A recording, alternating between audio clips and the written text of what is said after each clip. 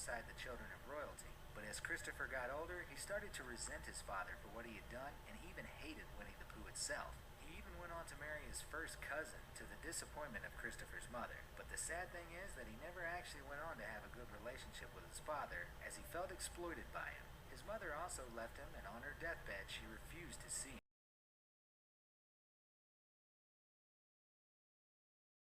Origins. Some of the original stories involve rape, murder, mutant killing machines, and the murder of innocent fox puppies. After hearing this list of the messed up origins of your favorite cartoon scripts, you may never see your childhood heroes the same way again. Number 10. Casper the Friendly Ghost. This lovable ghost who just wants to make friends has a tragic history. During the 70s Harvey Comics, the creator of Casper was adamant that Casper was just a type of supernatural creature, which when you think about it would be fine. But the problem is, this origin story has a darker truth. It's more likely he's just a lonely, resurrected kid, forever haunting the earth, unable to rest, with constant suicidal thoughts. Don't believe me? Well, there's Good Booze Tonight, a short film made in 1948, showed Casper living beside a gravestone, and when his fox friend died, he too came back as a ghost. The 40s animation also showed Casper becoming weary with scaring people. He tries to make friends, who are nevertheless scared and reject him. Poor Casper then tries to kill himself by lying on the railroad tracks, only to discover he can't even do that, because, well, he's already dead. This concept of Casper may have even concerned adults, because in later versions he was portrayed as having parents. Then in the 1995 feature film Casper, his origin story really came to light, with him being the ghost of a little boy who died of pneumonia. I don't know about you, but the idea of a lonely, clinically depressed apparition who immediately tries to commit suicide after his failed attempts at making friends doesn't seem to be promoting ideas we'd want children exposed to. Number 9. Peter Pan. The character Peter Pan makes reference to Pan, the Greek god of sexual deviance, rape, and torture. But that's only the beginning of the creepy things about this children's tale. In some versions, Peter Pan is depicted as having horns like a devil. And author J.M. Barrie once... There was a god who raped and killed Peter fucking Pan. Peter Pan. Peter fucking Pan. Complained that a statue of the character failed to show the devil in it. Peter also encourages children to join him in Neverland by telling them they can do whatever they want. All they have to do is leave their loved ones behind forever. So yeah, not the best moral we should be teaching kids, but it gets a lot more twisted. The character was based on Barry's older brother, who tragically died in an ice skating accident at the age of 13, thus never growing up. As an adult, Barry married actress Mary Ansell, but the couple never had children and reportedly never consummated the marriage. He eventually sort of adopted 3 children in a weird and creepy way, which might give you mixed feelings about the whole story. Barry met the Llewellyn Davies family in a park and became acquainted with their 3 sons, George, Michael, and baby Peter. He became a frequent visitor at their home, even more so after Father Llewellyn died, and made up the first Peter Pan stories to entertain the children. A few years later, the boy's mother also died, and in her will she asked for her sister Jenny and the boy's nanny Mary to care for the boys. When he conveniently transcribed the will for her, Barry changed Jenny to Jimmy, his own first name. Not surprisingly, that led to claims that he was a pedophile, although his youngest brother, Nico, denied Barry was ever inappropriate with kids and suggested he was actually asexual. The tragedy, however, continued and became darker in the real world.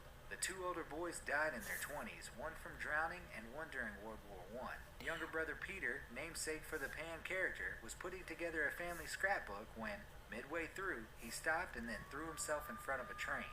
So, wait, during World War I. Younger brother Peter, namesake for the Pan character, was putting together a family scrapbook when, midway through, he stopped and then threw himself in front of a train. So yeah, its backstory is nothing short of disturbing. Number 8. Hercules. Hercules is known for his great strength and is usually shown as a hero, as in the 1997 animated film. However, these stories are rooted in a string of dark and messed up origins. According to Greek mythology, baby Hercules was conceived when his mother was visited by the god Zeus, who was disguised as her husband. She then slept with him, thinking she was with her husband, but instead Zeus fathered the child. And And while he may seem innocent in the cartoons, in mythology, little Hercules was a bit of a brat, killing his music teacher with a lyre after the teacher tried to discipline him with corporal punishment. Then, as an adult, he married his first wife Megara and had 3 sons, whom he later killed while suffering some sort of hallucination in which he believed they were his enemies. All in all, it seems the cartoon hero both suffered and inflicted tragedies of Herculean proportions. Number 7. Hunchback of Notre Dame. The Hunchback of Notre Dame is considered one of the darker Disney stories. Although Quasimodo does save Esmeralda from being burned at the stake, he later gets his guardian Frollo killed when they both accidentally fall from the cathedral's balcony. Eventually he returns to the town where everyone finally accepts him. In Victor Hugo's original novel, however, Esmeralda was betrayed by Frollo and sentenced to death. At that point, Quasimodo shoved Frollo off the balcony on purpose. Then he went to Esmeralda's grave, refusing to leave until he eventually starved to death. To be fair, I can see why Disney didn't go with that one.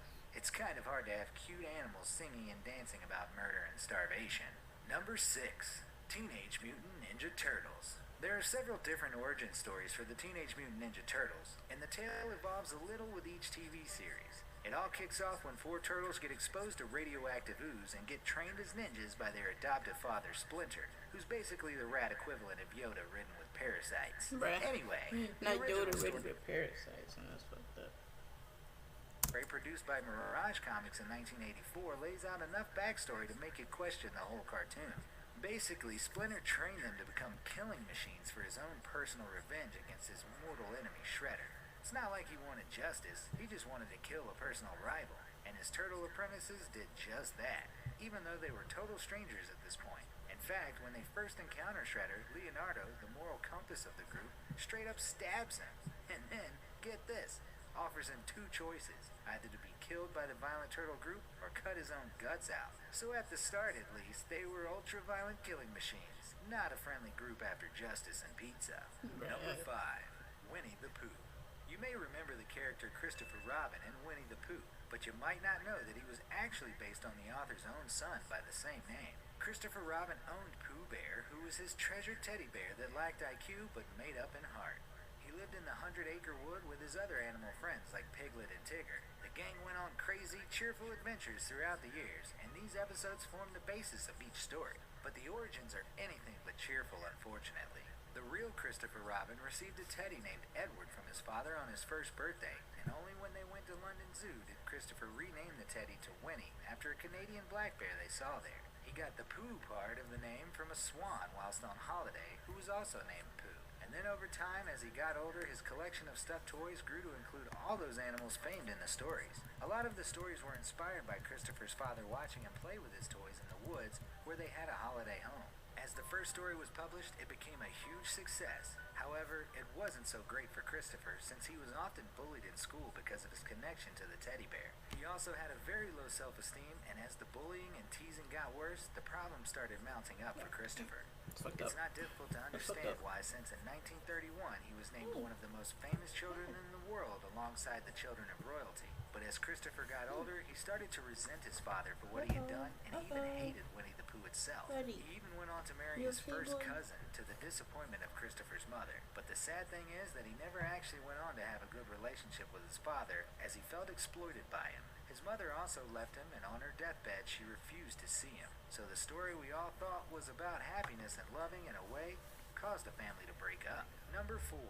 Donnie from the Wild Thornberrys. In the Wild Thornberrys, Donnie is a little boy adopted by Nigel and Marianne Thornberry. They discover Donnie living with a family of orangutans while doing a TV show about the primates. Nigel and Marianne adopted Donnie, and he sometimes left in the care of his older sister Debbie. However, the tragedy of Donnie's story is that his biological parents were naturalists who were killed by poachers, leaving him to be raised by the orangutans until the Thornberrys came along. Because of this, Donnie's development was slowed, and he doesn't have the language or social skills of other kids his age. Number 3. Pinocchio. I've always thought the tragedy of Pinocchio is that the nose growing when lying tech has never been adapted to work on politicians. But it turns out the original story, which appeared in a newspaper in the 1880s, is pretty tragic all by itself. In the original story, Pinocchio doesn't like Jiminy Cricket's advice, so he throws a hammer at him and kills him. Worse, he doesn't even feel bad about it. Instead, Pinocchio acts like the guy in some story you read about the problems of privilege. saying the cricket's death was his own fault, for I didn't want to kill him. Never mind that the cricket didn't put a gun to Pinocchio's head and force him to throw his hammer or anything. Later, Pinocchio gets into more trouble and in a state of exhaustion falls asleep with his wooden feet on a stove where they burn off. No worries, Geppetto sweeps in and makes new feet for him. Pinocchio eventually gets hanged from a tree after failing to take Nurse Jiminy Cricket's advice again. The author meant for this to be the end of the cautionary tale of Pinocchio, but the newspaper told him to keep writing, probably because they wanted a more Disney-ish ending. Instead, the tale concluded with Pinocchio promising he had, in fact, finally learned his lesson from the zombie version of Jiminy Cricket. Number 2. Sleeping Beauty. Sleeping Beauty is the story we all know about a princess who pricks her finger, falls asleep, and can only be awakened by a kiss from her prince. In the original story, however, Sleeping Beauty is actually found by a king who, when he can't wake her, decides to just go ahead and have sex with her. That's right, the original story is about rape. After that happens, the king goes right back to his wife and never gives it a second thought. Sleeping Beauty becomes pregnant with twins and even gives birth while still unconscious. A couple fairies show up and try to help the babies breastfeed, accidentally getting them to suckle the princess's fingers, because apparently boobs and fingers look exactly alike. At any rate, this wakes Sleeping Beauty and she goes about nursing and raising her children without a second thought. Then the king reappears and declares his love for Sleeping Beauty. His angry wife enters the story and tries to make him eat his own children, although she's outsmarted by the kind-hearted cook, who refuses to prepare a dish of babies. Eventually, the wife tries to throw Sleeping Beauty into a fire. Sleeping Beauty screams, and the king saves her by throwing his wife into the fire himself. What the hell he do to her? Happily ever after, despite everything that's completely wrong and disturbing about that story. Number 1. The Little Mermaid. The original Little Mermaid story isn't as happy a tale as the Disney version either. The Disney movie is all about a mermaid princess named Ariel who is bored with life underwater in her father's kingdom and is interested in the human world. She saves and falls in love with the prince, and to get some legs, she makes a deal with a sea witch named Ursula, who takes away her voice and gives her a few days to receive the kiss of true love from the prince. Just as Ariel is about to succeed, Ursula cheats her way into seducing the prince by turning into a human herself. But eventually, Ariel wins the prince back over, and they live happily ever after. In Hans Christian Andersen's original story, however, the mermaid was jealous not only of humans walking on land, but also their eternal souls. In the original story, her grandma told her that she could get an eternal soul by getting a human to love her, so that was her main motivation to become a human. She traded her voice for legs, and as a part of the deal, she had to get the prince to kiss her or she'd die. So she danced for him on her new legs, which caused her intense pain. Why? Because in the original deal, the poison she drank to give her legs stipulated it would feel like a sword splitting her down the middle. Hold on, my bad, I did not. Make it feel like she walks on knives, and if anyone else married the prince, she would die. What's particularly strange in the novel is that as a way to reveal to the prince who she is, she was given the option to murder him to reveal herself as a mermaid again. However, she refused, and in doing so, she turned into air as a sort of angel. In sparing the prince, she earned an actual shot at gaining an eternal soul, with the caveat that she had to do good deeds for at least 300 years to get a shot at heaven. Well, I'm glad Disney didn't go with that version. I can just see all the little kids in the theater crying inconsolably into their popcorn boxes. Which story did you think was the most messed up? Or can you think of another? See, what I think is the most fucked up would probably be